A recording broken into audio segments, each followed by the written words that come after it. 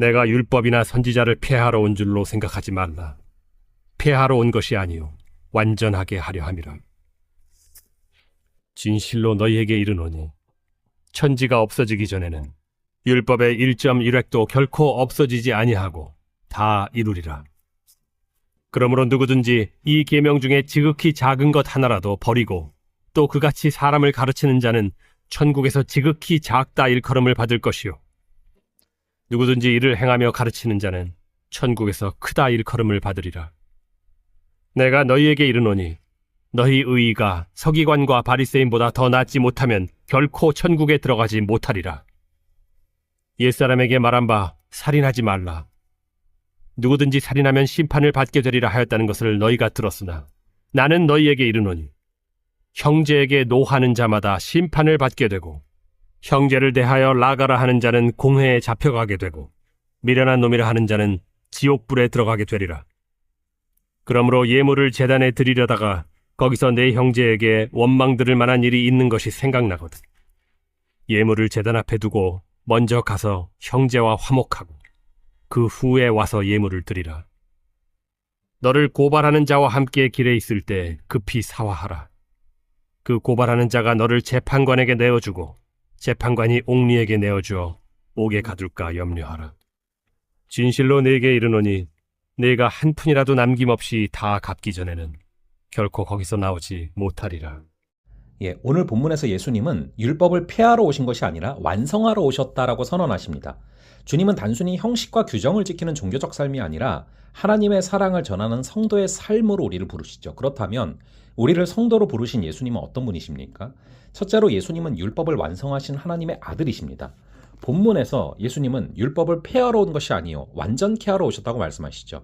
완전케 한다라는 것은 율법이 본래 지향하던 하나님의 나라의 의와 사랑을 완전히 드러낸다라는 의미입니다. 예수님 안에서 제사와 속죄의 의미가 완성됐고 사랑과 정의의 명령이 갱신됐습니다. 예수님의 선언처럼 하나님의 말씀은 영원하고 예수님의 사역 안에서 말씀은 생명의 길로 새롭게 빛나게 됩니다. 율법은 그리스도의 마음으로 새롭게 해석되어야 합니다. 예수님은 서기관과 바리새인보다 더 나은 의를 행하라고 명하시죠. 진정한 의는 완벽한 행위가 아니라 하나님을 향한 진실한 사랑에서 나오는 것이죠.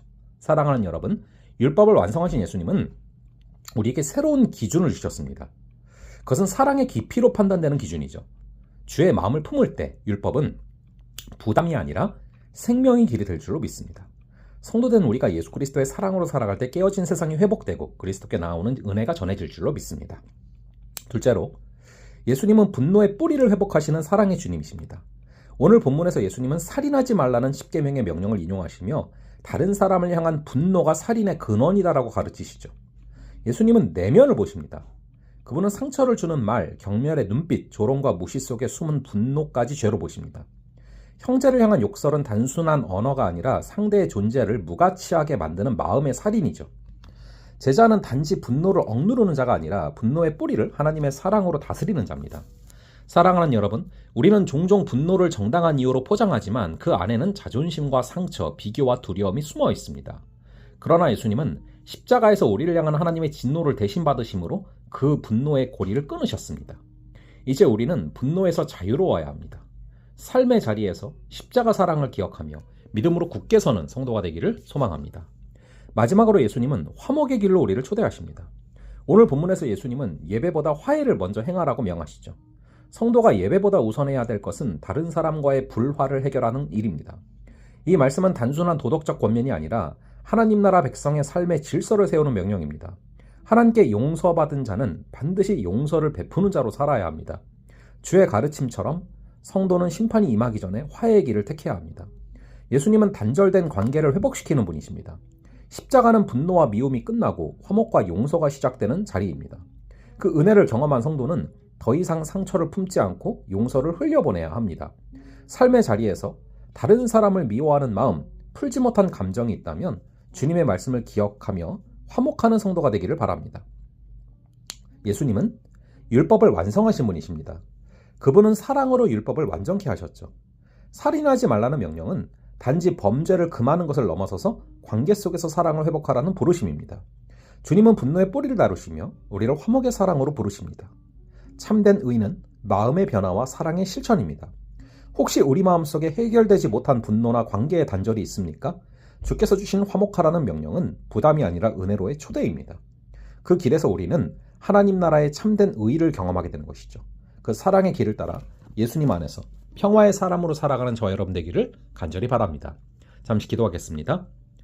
아버지 하나님, 오늘 말씀을 통하여 율법의 완성으로 오신 예수 그리스도를 깨닫게 하시니 감사합니다.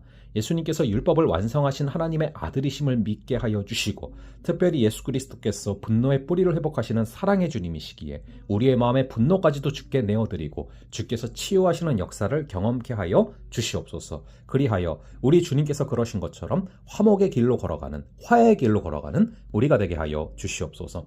감사드리옵고 이 모든 말씀 우리 주 예수 그리스도의 이름으로 기도합니다. 아멘. 그럼 또 다음번에 뵙도록 하겠습니다.